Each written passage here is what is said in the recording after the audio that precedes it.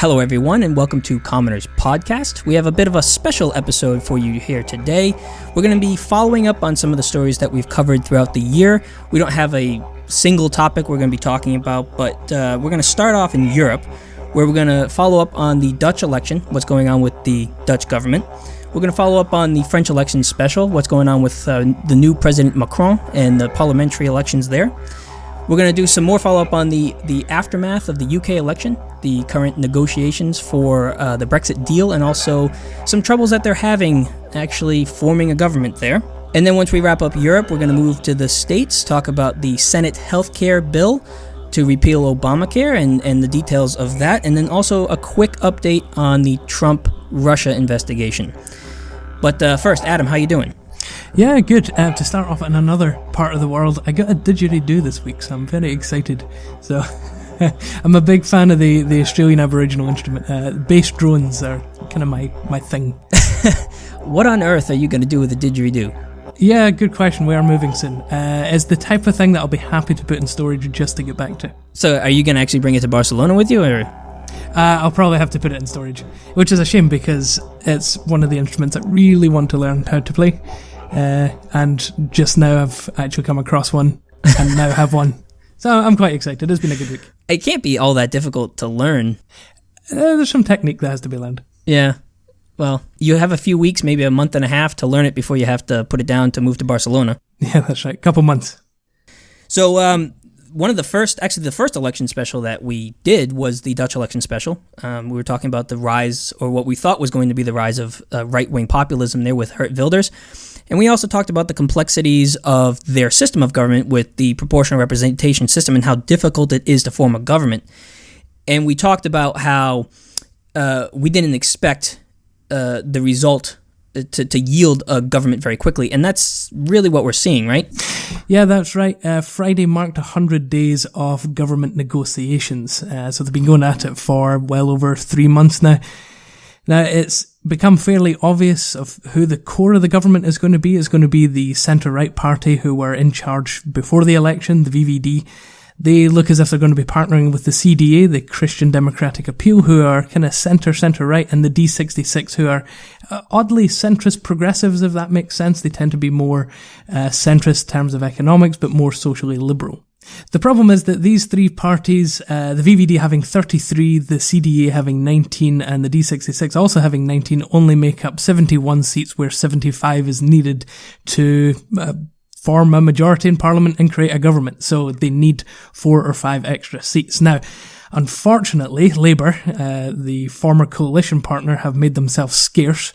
They lost a ton of votes and are hesitant to get back into a coalition government. They want to go through a cycle just being in opposition, so they've made themselves unavailable. Groen Links, the Green Left, have twice pulled out of negotiations. And so really the only hope left are the Christian Union. Now, the Christian Union aren't the far-right, kind of nutty reform party that kind of has issues with women's rights. The CU is kind of an odd party because they are very left-leaning on things like the economy, on climate change, and on immigration, but they're very right socially, so they're against gay marriage and they're against abortion. But they have 5 seats, so they could tip the whole coalition into the majority to actually form a government. So what do you think the odds are of that happening? Or do you think that we're heading towards another election if they can't actually form a government? That will be the ultimate destination, I guess, for Dutch politics. If they can't form a government, then we will be going to another election. But from what I've been reading, everyone's actually quite positive about this kind of group of 4. The Christian Union seem willing to drop some of their more socially conservative lines. Interestingly, and this is kind of the backwards nature of Dutch politics, what might actually stop the coalition with the Christian Union, the socially conservative party, is that the government won't be left-leaning enough. Economically. No, particularly in refugees. Oh. So the CU are very open to accepting refugees. And they will not consent to returning illegal migrants until their safety at home can be assured. But that's something that the kind of centre-to-centre right government in the three larger parties, that is something that they haven't necessarily been willing to do. I think they've kind of learned their lesson from Geert Wilders' party a little bit, and noticing the slight anti-immigrant nature of Dutch politics, Dutch political thinking at the moment in kind of the masses. So it's an odd situation. They still haven't had a government, but this is actually quite normal for Dutch politics. You spend a long time negotiating, you go through the details, it just takes a while, but they're used to it, and hopefully they'll have a coalition government up and running soon. Well, hopefully they can land on something stable soon, and we don't have to do another Dutch election special in the next couple months. Yeah, that's right. The final thing I'll mention on the Netherlands is that the one person that we don't hear anything about is Geert Wilders. Good. The PVV and Geert Wilders have been a non-entity in Dutch politics at the moment. They underperformed their polling in the election itself, and of course they were never going to be a contender for coalition talks, so they just have been out of the picture for the past few months. Well, we expected as much. We didn't think that he was going to have any say in the government, unless it was for some sort of confidence in supply thing on certain legislation. But so basically what we expected happening in the Netherlands is just, it's so foreign to me, no pun intended, that you could literally have your country operating without a government for 3 months. They do have a caretaker government in place. The former cabinet maintains the roles. The big difference is that they can't create any new policy, so they are largely just taking over. So if an emergency occurs, for instance, they're fine. They can handle it. But it means that there's no new creativity. There's no imagination, no problem solving really taking place. It's analogous to when a government shutdown happens in the United States, where essential services are still running. The military is still operational. But really, we're not seeing any legislation, any sort of movement on anything, any sort of anything that really relies on a budget or a new budget to be passed doesn't get done. Benefits get cut and things like that. So something similar. Yeah. Yeah. Absolutely, yep. Well, a country that seems to actually be headed towards a pretty stable government for a few years now is France, where Macron is actually turning out to be quite the figure. I was skeptical of him at first as a centrist. I don't really like centrist politics. He seemed very neoliberal to me, but I've actually been quite impressed with him. And not only did he win the election, but his party, which wasn't a political party until last year, essentially ran the table in the parliamentary elections, and they got a massive majority. Technically, they weren't a political party until last month. Wow. They were a political movement, but they weren't a registered party until last month. So they could stand for political activities and ideologies, but they couldn't stand for parliament. And they managed to get that certification, of course, before the big legislative elections that happened here this month. So yeah, you're right. And not only that, they were founded as a political party under Macron's idea of having, I think it was 30 or 40% of the candidates running for his party being non-politicians, essentially having had no political experience, because that's what he wants. He wanted fresh blood coming into the National Assembly. It's sort of like in the States we had that a political movement a few years back, Occupy Wall Street. It's like that sort of political movement deciding it wants to be a political party, then winning the presidency and winning a vast majority in both the Senate. Well, not both the Senate, but in the House of Representatives, essentially. In the House, the only House that matters ultimately in French politics, yes. There is a French Senate, but it doesn't have a lot of political power. How many seats did they end up winning? So this is a parliament, the National Assembly. It has 577 seats, and you need 289 seats to win. And Macron's party, La République En Marche, along with their coalition partners, because interestingly in French politics you have pre-election coalitions going into an election. Macron's party and their partners won 350 seats. Wow. Which is a massive, massive majority. You're talking about 60 seats over that 50% mark. So they did very, very well. In fact, it might even be a slight disappointment for them because their polling was suggesting that they should have had around 400. But there's some little things in there that we can get to in a second that might explain that. So speaking of coalitions, the parliamentary right, which was the Republicans and their right-leaning partners, ended up with 136 seats. So this would have been the group that would included former presidential candidate Fillon, who ended up going from front-runner to, well, pariah of the race, ultimately. Yeah, nothing that a few financial scandals won't do to kill your candidacy. It's odd, you become a corrupt politician, you pay your wife for work that she doesn't do, and then people don't want you to be president. Amazing how it's that crazy. Happens. Yeah. The parliamentary left, which included the incumbent socialists, so they had the majority in parliament, lost 286 seats. These guys were going to be, and everyone knew it, going to be the biggest losers in the night. This is, former President Hollande's party. They only won 45 seats, and they only get 7.5% of the vote in the second round. Ouch. To go from being the top dog to this level it denotes a significant shift in the politics of France. So that is kind of a key figure. That I think we should kind of hold on to. That is the death of I won't say the centre left, and they're not the far left, but that is the death of the left in France. Speaking of the far left, John, you might be happy to know that Mélenchon won 17 seats. It was rather disappointing for the far left. But the good thing is that the Front National only won 8 seats. So they had a rather disastrous night. They won about 8% of the vote on both rounds, somewhere between 7 and 9% over both rounds. But they are actually up 6, so they won 6 seats on the night. Now, it's kind of an odd thing in that, the support that they do have across the country, particularly when it comes to the presidential election, might denote more of a cult of personality around Marine Le Pen, rather than ideologies that would actually support the Front National. But that might be reading into things a little bit too much. Yeah, I think time will tell, especially the next election. I mean, we weren't so much worried about the influence of Le Pen in this election because we were fairly confident she was going to lose by a landslide, essentially, to Macron. But we were worried more about that Overton window we keep talking about shifting further to the right. And then in the next presidential election, worrying about Le Pen. If she made it into the second round, this time maybe she'll gain more support for the next round.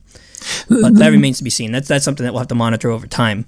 That's right. The Front National are probably aiming for, and probably since the presidential election have been aiming for, the 2022 presidential election. So that's probably quite true. One of the things I'll note here is that one of the biggest disappointments about this election cycle, though, has been turnout, which has been drastically low. So 49% in the first round and only 43% in the second round. This might actually be pointing to, obviously, big discontentment in the political system. It puts a lot of pressure on Macron, I think, actually, because if you've got this many people saying, I can't be bothered, and this is a very low number for France. Like, this might not be so low for, say, the United Kingdom in a normal general election year, although we haven't had one of those in about 12 years. Macron has a lot to prove. He is almost in this kind of hero or savior-like position in which if he fails, then the hope further drains from the system. So it's quite a tricky situation, I think, for him. Nonetheless, Edouard Philippe, who is actually a former Republican of Fillon's party, so a right-wing party, he is Macron's prime minister. And as we were chatting about in a French election special, because Macron's party now has the majority in the parliament, Macron can take charge of the day-to-day running of his country. It is a strong presidency. There was a French commentator that said, Macron has all the power. There is no checks and balances in the system. Now, this is like a Republican White House, Republican Senate. This is a situation in which Macron yields a lot of power and a lot of influence across the whole French state. Which is it's a good thing when you're trying to govern, but at the same time, he has nobody to blame if things don't work out how he wants them to work out. That's absolutely right. But like you were saying, I think I was more happy about a Macron presidency than you were. I tend to be more of that centrist anyway, particularly when it comes to economic type stuff.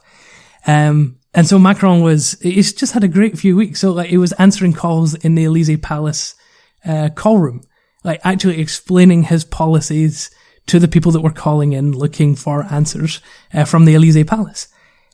He held very impressive meetings with Putin, in which he drew up quite a hard stance against Russia. It was quite impressive. Yeah, I think my favorite thing that he's done so far is basically announced that he no longer supports regime change in Syria.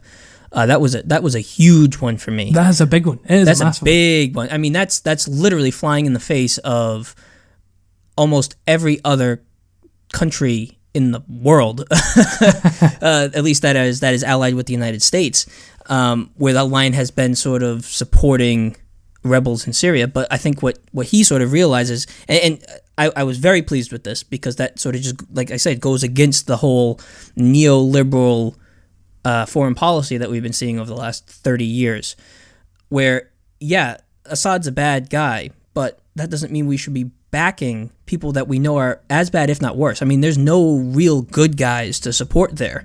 And so I think, especially now that Assad is essentially winning the war, sort of backing off and letting that take place is going to sort of lead to more stabilization of the area than backing rebels would. And I don't think that's something that the U.S. has really figured out yet. We're sort of treating it like a proxy war with Russia rather than what's good for the world in general, what's good for the security of that area of the world. I mean, we've learned this lesson by toppling people like Saddam Hussein. Terrible person. But what has come from that? Gaddafi as well. Oh, and Gaddafi, Libya is a hellhole now. And, Al-Qaeda in Iraq is what became ISIS. So, I was a huge fan of that. I was also a big fan of his video response to Donald Trump leaving the Paris Accord. Yes. Literally coming out and dropping it on the table and saying, hey, if you're a scientist and you don't feel valued in the United States, come here. We have plenty of green energy jobs. We'll take you. We'll support your science. What was his line? He said, make the earth great again. Make the planet great again. Yes. It was amazing. Yes. Oh, it was it was just such a shot to the jaw, just a shot across the bow at Donald Trump. So that's what he's been quite good at over the last couple of months. So he's got I don't know if you remember, like the handshake with Donald Trump. In fact, there was two handshakes, one that he gave Donald Trump and one that he avoided. Right. Because Trump has that thing where he like grabs the person's hands and yanks them towards yanks the other person towards him and like really awkwardly shakes it for a while. It's like a power play or something. The only other person who hasn't had that happen to him was Justin Trudeau. He had like the strong handshake, but the one with Macron, like it was like white knuckles. You could see it. And it looked like Macron was holding on after Donald Trump had let go. It was just one of those moments that Macron just looked in a position of power next to a person who is all about show, who is about the show of strength, the show of power, and honestly doesn't have many counterparts in Europe that could do what Macron just did. So kudos to Macron for kind of putting Trump in his place. There was also another moment in which Macron walking towards the leaders of NATO, I think it was, and him veering off away from Trump to shake Merkel's hand first, almost a sign of saying, no, our relationship is here in Europe first. We are partners with Germany first, with Europe first, and then with the United States. I thought, and again, like, this is all show. And I get that it's very much playing to an audience that's quite keen to see what he's going to be doing on the world stage. He hasn't governed yet. So I think it's important just to keep that in mind. That's true, but I do think that more so in international politics, that theater is very important. I don't want to say soft power, but that's sort of kind of what it is. It's just it's setting the expectation of what negotiations would look like, what their relationship is going to look like. I love it. Even if it's a president I like of the United States, anytime anybody in any other country sort of stands up to the president of the United States and is just like, no, we have our own priorities here. We're not just going to bow down and do whatever the United States wants. I love that. Yeah, like even if it's a president that I'm a fan of, like, yes, you're a sovereign nation. you don't need to lick our boots. You don't need to lick the bottom of our boots. We need to be put in our place every once in a while. And I love that. Talking about being put in your place. One of the final things I'll mention, again, probably more show than substance. Shortly after the election, the British election here, Macron and May had a joint press conference in which they got to answer questions. And during the discussion, of course, Brexit comes up and Macron was asked, well, what do you think of Brexit? What do you think of the UK leaving the EU? And he said, La porte européenne est toujours ouverte. The European door is always open. A little poke at Theresa May to say, well, yeah, you're welcome back if you want. You're welcome back. Come on back whenever you want. Almost prodding the Remainers here to really push either for a soft Brexit or for a reverse of the Brexit decision. Interestingly, that's probably as we transition into the UK here. Interestingly, a few people in Europe, big guys, have said similar things. But we'll get to that a little later on. The final thing I'll leave you with is that there is a downside already. The coalition partner of La République En Marche, Macron's party, is the democratic movement, MoDem. And they are already in trouble for some election expenses, scandals relating to the European Parliament. So it's not perfect. It's never going to be perfect. No one is perfect. Even if there was a fan club for Macron and I was a fanboy, like in the front row, like waving my Macron flag, no one's perfect, and especially in politics. So I'm hopeful for what a Macron government can do. I think in terms of ideology, in terms of direction, both internationally and domestic, I think he could be very good for France. He is partially, if not entirely, responsible for the strength, the growing strength of the euro, especially as the pound depletes and I'm moving to the Eurozone. So that kind of sucks for me. But nonetheless, his platform already, like I said, he hasn't governed yet. He now has the parliament to actually begin to govern. But the right signs are there and the direction is positive. So let's hope for the best. Early indications are that this is going to be a good thing. Exactly. Yeah, that's exactly right. Good. Well, we had the same thing with Obama and how that turned out. But talking about strong and stable governments, we touched on Theresa May. So how about the aftermath of the UK elections? We know that they're struggling sort of to land on a solid coalition between the Tories and the DUP. And they recently had the Queen's speech, which sort of sets the direction of policy. Why don't you just give a brief description of how that all played out, what the Queen's speech is for some people who might not understand that sort of part of UK politics? Sure. A wide-angle viewing of the Queen's speech. Okay, so the Queen's speech is essentially the programme for government. It's what opens Parliament at the beginning of every parliamentary session, and it's normally one a year, so it's not after every election, it's every year. And during this Queen's speech, or the programme for government, the government sets out what it wants to do within that time period, that year-long time period. Now, this is specific legislation, essentially, that the government will follow through. So if the government has a 5-year plan, this is year one, and you'll just get the little bits of legislation that would go along with year one. So whether it's schools or additional healthcare funding or whatever, that's probably going to be in the Queen's speech.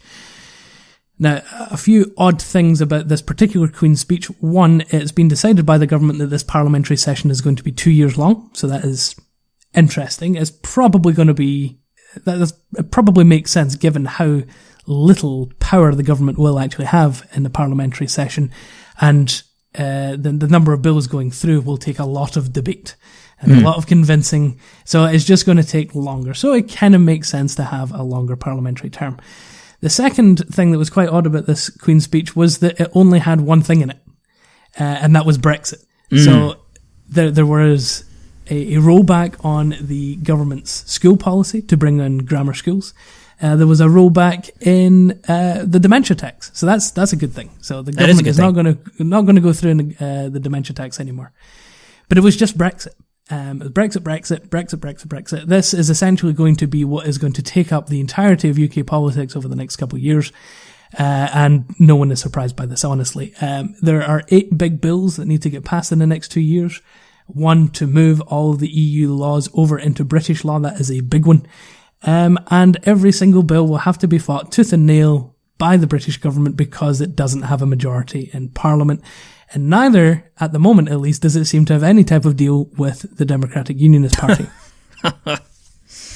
Not even a confidence in supply arrangement. No, not even a confidence in supply deal yet. And I'll get to the details in that in a second. But one thing I would add on the Queen's speech, if ever you want to see the odd nature of cyclical power in Britain, you'll watch the Queen's speech.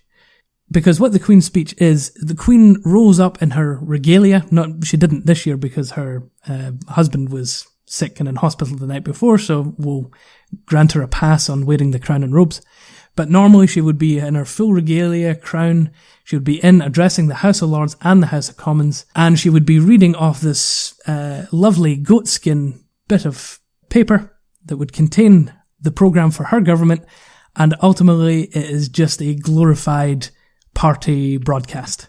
The government literally writes the Queen's speech that the Queen reads, telling her government to do these things on her behalf.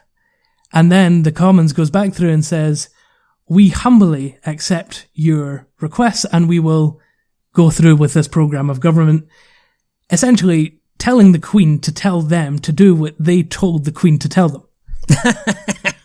So it's a figurehead thing.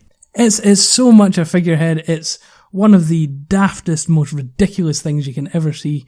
There are benefits to the monarchy, and and this is the thing about British politics. Ultimately, she is the authority on which laws are made. Like, laws in the UK are made in her name. But the monarchy is so weak now that it has to take its direction from the House of Commons. So it's one of these very, very odd, very old things that doesn't really make sense in the 21st century. You know, the Crown itself had its own car to be driven from whatever is kept, the Tower of London, Buckingham Palace, I'm not sure, to the Palace of Westminster where the Parliament meets. It's just an odd, strange thing. Sounds like a very prudent use of taxpayer money. We don't need to go into the arguments that are surrounding that, but yes, it's a rather odd thing to behold. So if you do get a chance and you want to see the full regalia of the British monarchy and Parliament on display, the top rungs of the state, then watch a Queen's speech sometime. It really is a thing to behold. You mentioned that the Queen's speech focused mostly on Brexit, so we can expect most of UK politics to be taken up with the Brexit negotiations and everything that entails over the next couple of years. But before we get to that, what is the state of the British government right now? Because we mentioned that there isn't even a coalition yet. So whatever is going to happen is going to be a Conservative minority government. There is going to be no coalition, and that there's going to be no formal pact between the two parties, essentially a contractual basis in which the two parties will work together. It'll probably be a confidence and supply arrangement, which means that the DUP will likely request a particular price for every vote that comes up over the next couple of years. The problem is that the first of those votes happens on Thursday. And this is the Parliament passing the Queen's speech. So essentially approving the programme of government for the next 2 years. And it needs a parliamentary majority to pass, of course, and you need the DUP to do that. The problem is that the Conservatives seem to be amateurs when it comes to negotiation. So the DUP, credit to them, they're negotiators. This is how Northern Ireland politics works. Like, you've got two communities that don't talk to each other. The only way that you get a dual head, if you remember a Political Animals podcast I did on Northern Irish politics, you'll know that the head of government in Northern Ireland is actually two people, one from the Irish community and one from the British community. And the DUP are often the British representative, and so they constantly have to be negotiating with their Irish counterparts to get anything done. The DUP are fantastic negotiators. This is what they do. And the Conservatives seem to be rather amateurish at it, which is not a great sign. Yeah, especially since you're entrusting them with the Brexit negotiations. Here's the thing, though. Ultimately, it comes down to pragmatics. So the DUP are probably not going to vote down the Queen's speech, because as soon as that happens, we have another election. And, the election could be as early as the first week in August, if that happens. So the vote's on Thursday. If the DUP voted down, we got an election in 6 weeks.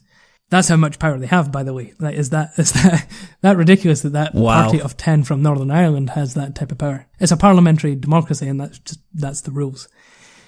So the likelihood is that they won't be voting down the Queen's speech. They'll probably pass it through, but then they will probably ask for price upon price upon price for votes later on down the line as we go. And like I said, there are 8 big Brexit votes that have to be put through, and the DUP could withhold their support on any one of them, and suddenly the government collapses. So again, it's this type of power dynamic that, a very small party is actually pulling all the strings just in a rather quiet behind the scenes type of way. Right, and another election is the last thing that the Conservatives want right now. It seems to be, given that polling is going in favour of the Labour Party, which means that Corbyn could potentially be the next Prime Minister if an election happens, which is something that neither the DUP, specifically the DUP being Protestant loyalists, they do not want to see that happen. Corbyn, of course, supposedly having had ties to the IRA.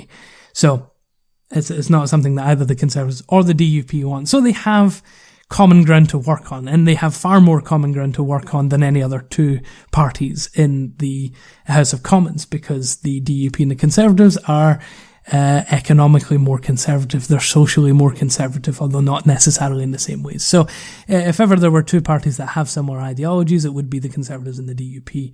Given that they've got common ground against Corbyn, I don't see it collapsing anytime soon. So you mentioned that the Conservative Party seems to have amateur negotiation skills, even inside of their own country.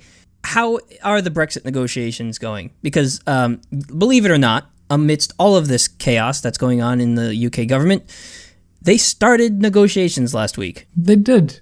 They started on Monday last week. Although it's hard to call that an actual negotiation. They seem to have gotten railroaded from day one. Well, that seems to be the overwhelming picture. So they go into negotiations on Monday, and having predicted that the scheduling of talks would be the row of the summer, David Davis, the main Brexit negotiator and a minister in the government, immediately rolled on his back and submitted like a good puppy to the European Union, and essentially agreed to the scheduling of the progressive talks that the European Union had set out. So what that means, if you remember back in our Brexit special, it means that phase 1 is divorce talks, and then future relationship will be phase 2. So we are talking divorce talks first. That means that we're looking at how EU nationals will be treated, what the final bill will be, and also one of the major things that is up there in the priority list of everyone is what the border between Northern Ireland and Ireland will look like. And then after that, we'll figure out what trade deals look like and what businesses and money can flow easily between the two jurisdictions. Essentially, all the money-making stuff is left till later on, which which puts the EU at an advantage. Puts them at a huge advantage. The thing is that the UK just handed it to them on a silver platter. It's like, here you go, day one, we agree with you. Do they really have another choice? Because they've lost their entire mandate for a hard Brexit by holding this election. Yeah, I think in terms of substance, they've probably lost their mandate for. By the way, they are saying that they haven't lost their mandate for hard Brexit, and there is no such thing as a soft Brexit or a hard Brexit. There is just Brexit. So that is a little bit worrying. Anyway, that aside, the scheduling is more of a structural thing that they just immediately gave up on. It's not a mandate related thing. Now, could it have been done in good grace or in good conscience? Perhaps. Perhaps, we just wanted to get talks off the ground because we know it's going to take a long time. So fine, any schedule will work as long as we get to the end of them, at the end of negotiations. So maybe it was that type of approach. And in that case, yeah, fine. But after saying, we will be strong negotiators, and, this is... To say it's going to be the row of the summer, essentially saying this is the hill that we will die on. Right. And then the first day, it wasn't even a split. It wasn't even a compromise. It was just like, yep, we're going to follow whatever schedule you guys want. So maybe looking back to Macron and the show versus the substance, it's ultimately substance that matters. Everything else was show, and what really matters is that a Brexit deal is done in the now year and a half that's left. Like, we voted for Brexit more than a year ago now. The anniversary was last week. Yeah. So that's a big milestone to hit. We're 5 months on almost, from the beginning of Article 50 talks, the initial Article 50 letter. So, like, we've only got a year and a half left. So maybe it was a a good conscious thing and saying, look, we just need to get down to business, whatever. Obviously, Theresa May was waiting till after this election to have a stronger negotiating position, and that of course. completely fell apart. And now they're left with egg on their face going into these negotiations a week after having literally the worst political disaster in modern UK history happen to them. Certainly. Yeah. Losing their mandate for a strong Brexit and losing their mandate as the party that can lead you through these talks. And then the EU has to know that. They have to be conscious of that. And that's 27 other countries negotiating against one country, which automatically puts you at a disadvantage. And then you go in there and you just, day one, say, yep, we'll sign on the dotted line. We'll do whatever you want. Well, not only that, their initial olive branch going into negotiations was, we will guarantee the rights of EU nationals who have lived in the country for more than 5 years. Right. All right. Not bad. Great place to start. The problem is that the sentence ended there. There's no detail. So what happens to married partners who have only been in the country for 3 years? When does the 5-year term start? Does it start at the beginning of Brexit, or does it start at the vote almost a year ago? Who enforces it? Are you trusting British courts to look after the rights of EU nationals under British law? Yeah. There's a lot of... So it immediately went down like a pile of sick. It's actually ended up being a worse position for EU nationals than currently exists. And so it was supposed to be this magnanimous, gracious offering by the UK government. And actually it's a little bit of a backhanded compliment, in a sense. It's like, oh, we'd love to have you if you're not this, or that. So it just didn't go over well at all. So that's essentially where Brexit negotiations are at the moment. There hasn't been too much. Really, my prediction for this is, as details come out over the next year and a half, is there's going to be huge political discussion on the nature of this little point that came out and that little point that came out, but ultimately we won't know the final deal for a year and a half. So is it worth arguing over this initial offering by the UK government? Maybe it sheds light on the negotiating position. Maybe they're trying to kind of appear magnanimous, at least. Yeah. But we won't know the final deal for a year and a half, and so I'm not sure if it'll be worth the time, the paper, the digitization, the podcasting, the podcasting, yeah, that it will take to explain every little thing that comes out in the negotiations. I think that's good for Europe. We can move to the States if you're ready. Yeah, I don't know. I'm quite happy in Europe, to be honest. So we talked a few weeks back about the healthcare bill, the repeal of Obamacare, the American Health Care Act, that was put through the House of Representatives. And we talked that the next steps were really for the Senate to either amend the bill that the House passed, write their own bill, or just really, choose to do nothing, essentially. So what the Senate did is they said that they were going to start from scratch. If you go back to 2009, 2010, when Obama was first elected, and there was this push to pass Obamacare, there were indignant Republicans talking about the secretive process that the Democrats were going through and how they were going through it without any sort of bipartisan support whatsoever. Those people from 2010 would be unbelievably disappointed with themselves in 2017. The Senate literally negotiated this bill behind closed doors. There was no openness or whatsoever. Democrats were not invited to the talks. Most Republicans in the Senate didn't even know what was going on. They didn't even know what the bill entailed until a couple days ago when they released a summary of it. And even then, at that point, they hadn't released the actual bill. And Mitch McConnell, the Senate Majority Leader, said that he wanted to limit debate on the bill to 10 hours. So it's a 142-page bill. He's limiting debate on it for 10 hours, where they were upset about a debate period of 10 days for Obamacare. 10 hours. 10 hours for a 142-page healthcare bill that affects literally 1/6 of the American economy. So they didn't really start from scratch. They took the House bill, kept some portions of it, and changed some. In some ways it's worse. In some ways it's slightly better. It's still god-awful any way you slice it, though. So what they kept from the House bill was the overall structure of pulling it back on, not necessarily pulling back on the 10 essential health benefits that we talked about, but they kept the waivers for that. How for individual states, so states can apply for a waiver out of those requirements, but they added things on that the states can opt out of. So there was a requirement with Obamacare where 80% of the budget of a health insurance company that was selling Obamacare plans on the insurance exchanges, they would have to spend 80% of their budget on actual healthcare expenditures paying out benefits, and 20% would have to be what they're paying for administrative costs. So it would, in principle, force them to modernize a little bit, to streamline so that they could supply benefits at a better cost. I mean, I think before it was around 50%, 50 to 60% being paid out as benefits. Does the administration cost... essentially, I'm wondering where the profit comes in here. So if you're taking money in and 80% of it's going out in healthcare costs and 20% in admin, where's the profit in that model?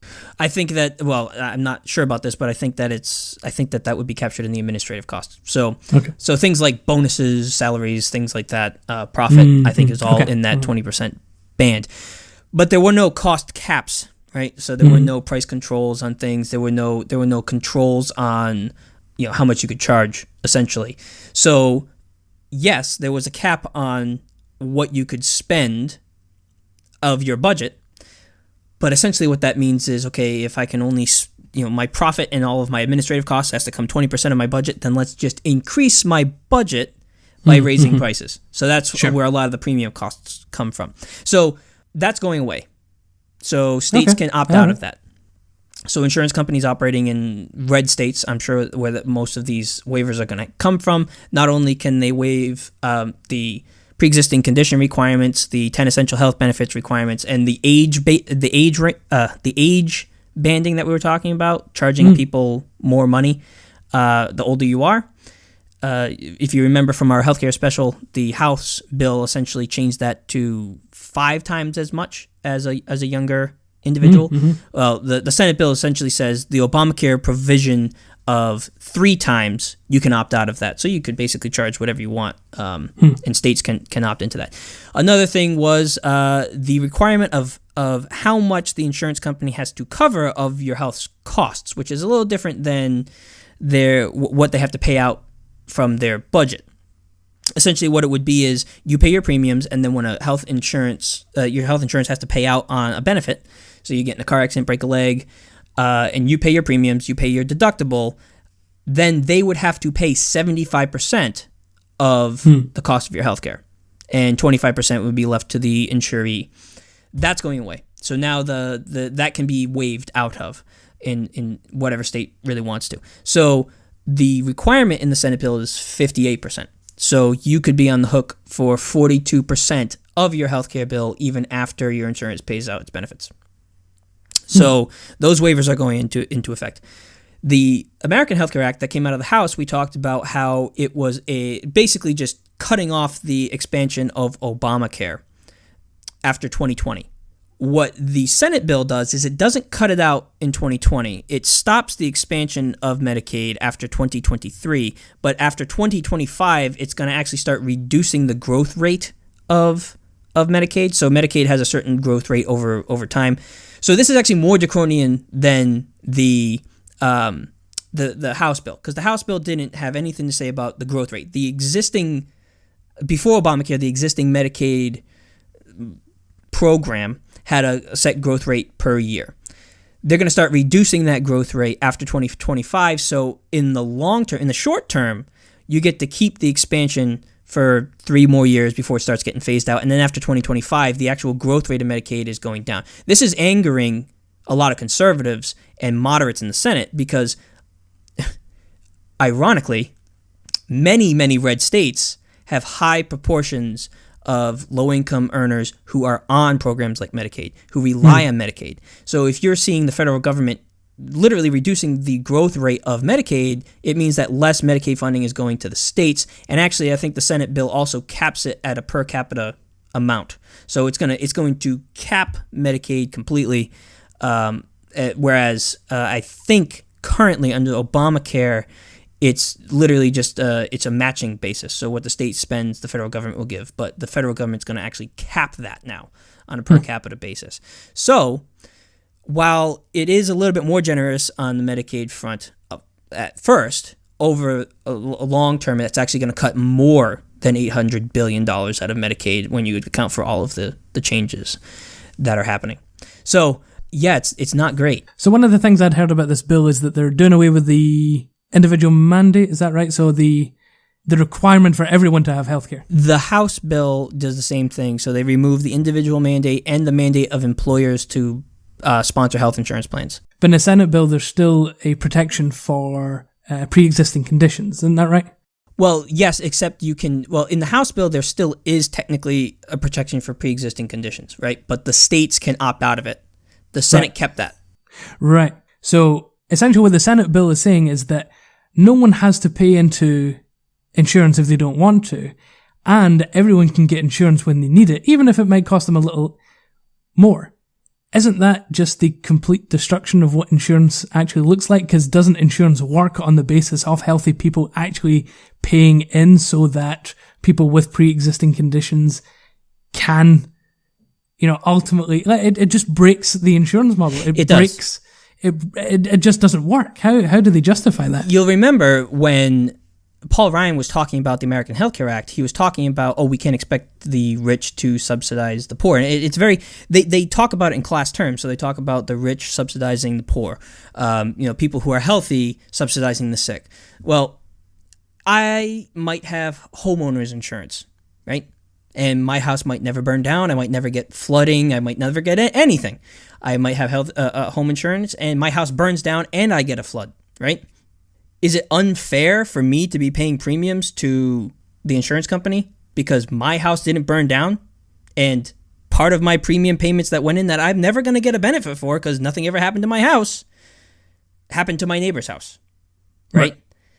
That's what insurance is. That's the actual model of insurance. You have to have a healthy grouping of individuals, and the larger the group, the better, which is why single-payer systems can tend to keep their costs low because they have such immense bargaining power. You're talking about bargaining with 65 million lives rather than, a company like my size that, bargains 200 people.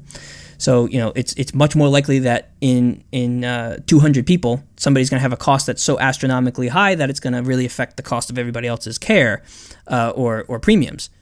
When you have such a large grouping, it's not going to happen. And that's actually why, when it first came out, Republicans really, really tried to target younger people and say, don't go on it, don't buy into it, because if you buy into it, you're just supporting socialism and all this crap.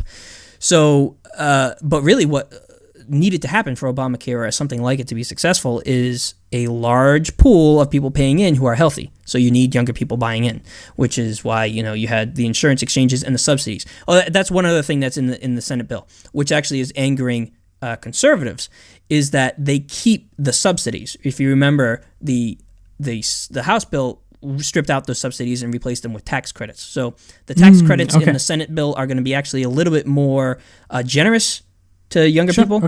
Okay. And a little bit less generous to older people. And then there's going to be subsidies involved. So people like Rand Paul say they don't support the bill because of these subsidies. Essentially, they're saying it's Obamacare light, which really Obamacare, if you think about it, has really shifted the debate in the United States over healthcare, really, because before that it was, it's private and it's governed by the private insurance companies, and the government doesn't owe you anything when it comes to that, except for Medicaid and Medicare, which are incredibly popular programs. But this mantra of 7 years that the Republicans had of repeal and replace, repeal and replace, repeal and replace, now it's just modify a little bit to make it even shittier. And they really can't get rid of the bones of it, because when you come down to it, other than the individual mandate, a lot of Obamacare is popular. So, but I think the long-term toxic effect of it is that the liberal option, quote unquote liberal, is Obamacare, not a single-payer option or a public option. So it's sort of shifted the debate, and you've had people very successful in politics like Bernie Sanders and Tulsi Gabbard and a bunch of other people who are supporting Medicare for all and single payer systems to combat this. But really, I think the long term effect of Obamacare is that Republicans we're not ever going to be able to go back to a purely private run system like we had prior to Obamacare, because people like it too much. People realize, oh man, I have a pre-existing condition and I want that covered, and a for-profit insurance company just isn't going to do that. So we now have two different bills in Congress, one in each house, and after breaking insurance as a model, what are the Senate and the House going to do to, actually square up the bill so that they can pass Congress and end up on Trump's desk? Like, what's the next step forward? I realize that the Senate still hasn't even voted on the bill yet. Right. And you've still got a big, a number of issues of a number of senators coming out against the bill, a number of conservative senators coming out against the bill. So I guess two questions then. What's the likelihood of it passing the Senate, and what happens with both bills after or if it does? So passing the Senate is by no means a slam dunk. So this sort of angered moderates because you have, like I said, a lot of red states rely on Medicaid funding. Cutting that out from under them is like, a death sentence politically, because, if you're from Alabama or Arkansas, where you have a lot of low-income individuals who rely on Medicaid, and remember, with Obamacare, more than 50% of the people who are actually covered under Obamacare of the expansions came from the Medicaid expansion. It was a massive expansion of healthcare coverage in the United States. I think it was like 14 million people would lose. The CBO report on the healthcare bill that came out of the House said that 14 million people would lose insurance due to the cutback on the Medicaid expansion alone. So that's out of 23 million total. So you're talking about the majority of the people who are losing insurance would be losing it because of the Medicaid expansion going away. Well, this is even more draconian on Medicaid. So you can imagine over the long term what effect this is going to have. It's probably going to be even more than 23 million people losing insurance, right? So that's very politically toxic and unpopular among moderates. Among the hardcore ones, keeping the subsidies of Obamacare is a big sticking point because they don't want that. The tax cuts are still there, which they love. The opt-outs for the states are still there, which they love because, they're supposedly for states' rights when it comes to anything that helps insurance companies, but not when it comes to, weed or gay marriage or things like that. So anyway, right now, there's at least 5 senators who are saying that they're not going to vote for it. They have a very slim majority. They can only lose 2 senators. If they try to pass it through reconciliation, which is a really complicated process that I'm not going to get into right now, but essentially it's just like a budget reconciliation. It's a procedural thing. It's some sort of, ridiculous rules that they made up so that they didn't need a massive majority to pass legislation. You could do basically 50 plus 1 through the reconciliation process. If they can do it that way, then you might be able to get it because you need the slimmest of majorities to pass it. But at this point, it doesn't look likely in its current form that it's going to pass. So what we had with the prior bill through the House was we saw that the first iteration didn't even make it to a vote because they couldn't whip the votes. McConnell's a really excellent whip. He's great at getting people to fall in line against the Democrats, especially. So maybe he can.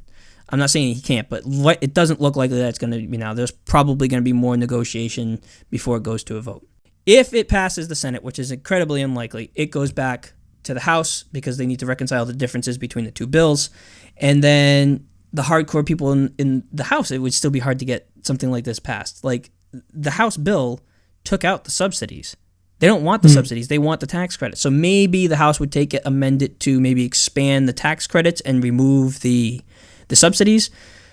But, I mean, this is still like a political chemical weapon at this point. Like, nobody... I don't understand why they're doing this, honestly, because it's incredibly unpopular.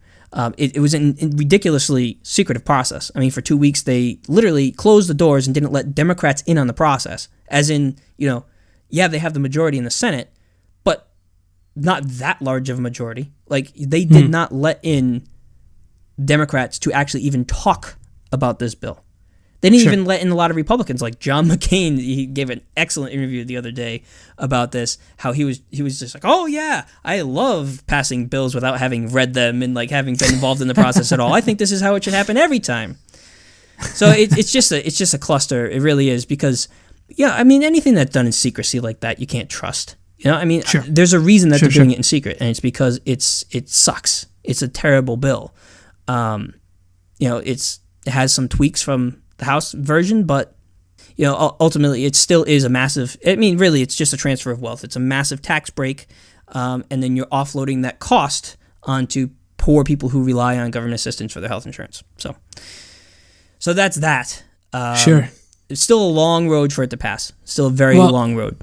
And after calling the House bill mean, again, that after having celebrated the House bill itself, what does the Grand Master of the Oompa Loompa Lodge have to say about the Senate bill? I don't know. I haven't heard anything from Trump on the Senate bill. He's a little preoccupied at this moment, actually.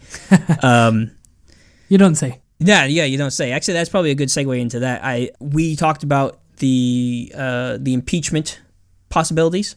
So between then and now, there has been the James Comey testimony in front of Congress. Mm-hmm. Unfortunately, we really didn't learn a whole lot out of that. It was very disappointing. Yes. I was, especially given the type of media build-up that, an event like that obviously generates. And then it was kind of everything that we knew had already been leaked, just verified. Essentially what it was is James Comey came out and said that Trump is a liar. That was the extent of the bombshell that was dropped by James Comey. Trump doesn't tell the truth. Wow. He's not trustworthy. Okay. Thanks for that. And some of the stuff that he talked about was shady. I mean, and it was an indictment, because when he came out and said that the reason he took these notes is because the nature of the person that he was dealing with. I mean, can you imagine an FBI director being like, yeah, I should document everything that happens in this meeting to the T just because of the nature of the person I'm dealing with? There has to be some serious problems going on with that person. I mean, there has to be some serious trust issues. We both know, and most people would realize that Trump has no integrity. And really what Comey felt was, he is asking me to, ask for my job, essentially. And then as part of me, being allowed to keep my job, I would have to back off on the Flynn negotiation. Now, that's huge. I mean, that to me is probably a bigger and more newsworthy story than the Russia thing. Just because there is something there. I mean, the obstruction of justice is no small charge. And actually, he is under investigation now. That's the big update I wanted to get to. He's under investigation now. We talked about the special prosecutor being set up, Robert Mueller, who is the former FBI director. He is the special counsel, special prosecutor, I should say, who is investigating Trump. And he has come out and confirmed that Trump is being investigated for obstruction of justice in relation to this Flynn thing. Isn't it just fantastically ironic that in trying to ensure that he was never going to be under investigation, in fact, seeking the guarantee that he wasn't under investigation, he has ended up putting himself under investigation? The more that this goes on, the more parallels that I can actually see to Watergate, for instance, with Nixon. So you had, lost tapes of things that were recorded in the Oval Office. Now, Trump, who tweeted out that James Comey better hope there's no tapes, right, as a threat, has come out and literally said, well, I don't have any tapes and there never were any tapes. You mean to tell me that a conversation that happened between you and the FBI director over dinner was not recorded? I mean, I find that very hard to believe. Maybe we have something similar where there are a missing 15 minutes of audio, right? But maybe that's something that will come out in the investigation, which is why it's so interesting that he's under investigation for obstruction of justice. And there are reports that his advisors are talking to Trump, about firing the special prosecutor. Well, can he do that? I thought that the point of the special prosecutor was so that the administration couldn't have a role in the investigation. He can try. Nixon did it. Nixon fired the special prosecutor that was looking into Watergate, but a federal judge ruled it illegal. And that is really what snowballed into his resignation, because he would have been impeached and he would have been ousted from office. So he resigned, essentially. But really, if Trump were to do that, if Trump were to, and who knows, there's obviously the possibility that he could, because he's Trump, and you can't really predict what he's going to do. He could come out and fire Robert Mueller. And then, I mean, I think that would put him on the fast track to impeachment, because even at that point, I mean, as hacky and as partisan as the Republicans are, at that point, you sort of have to put aside partisanal differences and do what's best for the government and for the country. You can't have somebody who's firing FBI directors and firing special prosecutors to cover up possibly obstruction of justice. Knows what? Exactly. Yeah. Exactly. You can't have that happening, especially in a democracy. We are a democracy. We're not a banana republic. We don't have an authoritarian dictator leading the country. We are a legislative democracy. We can't have a president doing those sorts of things. So, but the thing is, right now, the Democrats in this situation are not helping themselves. So it seems like what they want to do is not change anything about their, and this is going to be a tangent, but they don't want to change their policy goals. And instead what they want to do is keep everything the same and then just trust Trump to be so terrible and awful that they win in 2018, and then they can move forward with impeachment proceedings because, the likelihood of Trump being impeached by Republicans is very small.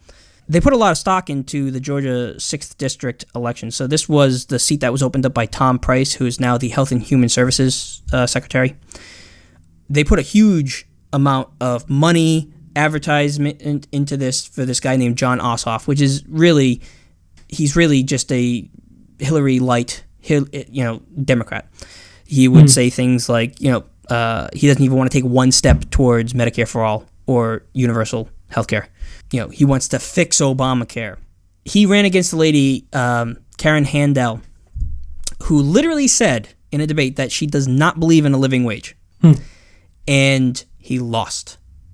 So Democrats, like establishment Democrats, are just completely obliterated by this result because they were putting so much into it. And now there's infighting about Pelosi and the leadership and all of this. And it's just playing into the fact that they don't have anything that they're standing for. They don't have any policy. They're just, like with Hillary, saying, Trump is so awful, you have to vote for us. And that's just not going to happen. They're not offering anything. One of the risks I'm seeing here for the Democrats is actually if they would to take a lesson from the Labour Party here in the UK, at the point where the Conservatives were quite weak. They had lost the leader after David Cameron had stepped down after the Brexit vote. They were in the middle of a Conservative leadership election. Theresa May was installed. Theresa May ended up backing a few rather unpopular plans, including grammar schools, for instance. Labour were nowhere to be seen because they were caught in infighting. Jeremy Corbyn had won his second round. He was challenged for one. There was a coup against his leadership. He ended up going into the second election for the leadership of the party, ended up winning by like 62%. And in all this time, there was just so much fighting and infighting and arguing over the direction of the party. So much so that the Conservatives were able to do a fair amount of damage in the last Parliament. My concern with the Democrats is that they're just starting the process now. So the Republicans have already been weak, and even with the leadership they have had, and the agreement around the centre leadership that they have had, the Bernie wing, for all it's worth, is still a very small part of the party. It's growing in voice, it's growing in influence, but it's still rather a small part of the larger Democratic Party as a whole. My concern is that, the Republicans are about to embark on healthcare, and it's going to be fairly disastrous for them, I think, because of their constituency, as you said, generally older voters, and, the healthcare bill seems to do nothing but target older voters. Again, you could learn from the Conservative manifesto here.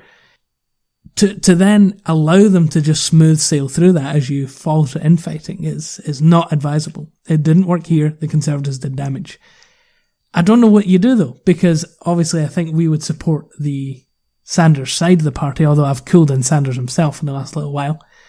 They're just not in a position to take over the party, to take over the ideology, and the current leadership doesn't seem to have anyone standing in their way to actually change their mind. Yeah, well, I mean, the Democrats have a big problem. They don't stand for anything, essentially. They're this, that could do them damage. Well, no, I mean, honestly, they really don't. They stand for the status quo, which people don't want. They don't have any sort of populist policies. They're just, they're Hillary. And that's what they want. They want this neoliberal, corporatist, establishment, centrist sort of thing that's been working for them for a long time. And it's run its course. People don't want it anymore. They look at the Democratic Party and they don't offer anything. And while, yes, the Bernie wing of the party is small, if you looked at the larger picture too, inside the party, maybe not super popular, but a lot of the policies that Bernie put forward were very popular among independents. When you looked at the open primaries that they were having during the run, Bernie overwhelmingly polled high and won high in vote count among independents. And even in presidential polling, he was very high among independents, people who didn't really identify with either party. I think there is an undercurrent in the United States. People don't realize it because the word liberal, the word progressive is so tarred in the United States. Or socialist or social democrat, all this good stuff. If you poll individual policies, people like them. Expanded workers' rights, expanded healthcare, Medicare for all, things like that. Where 60% of people, a majority of Republicans support a Medicare for all system. When you have that sort of undercurrent there, and you see this absolute disaster of a healthcare bill coming out from the Republicans, and your instinct isn't to say, okay, we counter this with a Medicare for all system, or moving towards something like that, or a public option. Just move towards something like that. And instead what you do is say, Russia, the election was illegitimate because of Russian interference and all this ancillary stuff. They don't focus on any policy. They only focus on how bad Trump is. And yes, everybody understands that Trump is awful, right? Most people do, at least. But when all you do is say, we're not Trump, vote for us, that's not going to work. They don't talk about policy because they know they're not really all that much better. So, I don't know. They're having an existential crisis, and it pains me that they're the only legitimate pseudo left-leaning party in the United States. I can't go vote third party because it's not going to work. It's just, I do think that they could learn a lesson from Corbyn and sort of try to lean to the left. I mean, you don't have to go full out as much as he did, but there is be populist. Be populist. That's how Trump won. So I don't know. It's becoming more and more of a disaster every day, and they can't seem to capitalize on it. So that's the update from the United States. Great stuff. Woo, like I said, I'd rather stay in Europe. Like, we've got hectic elections, and even I'll take Brexit. I'll even take Brexit over Trump and the disaster that is the Republican and the Democratic Party at this point. So, thank you for lifting my spirits.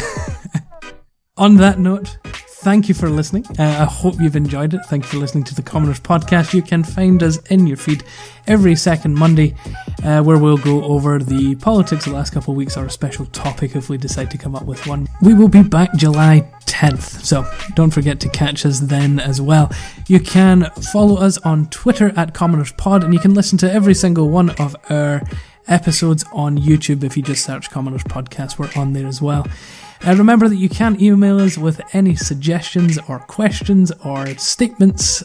We hate mail. Might not respond. Hate mail. We won't respond to hate mail, but unless John has a bad day. I might. I might.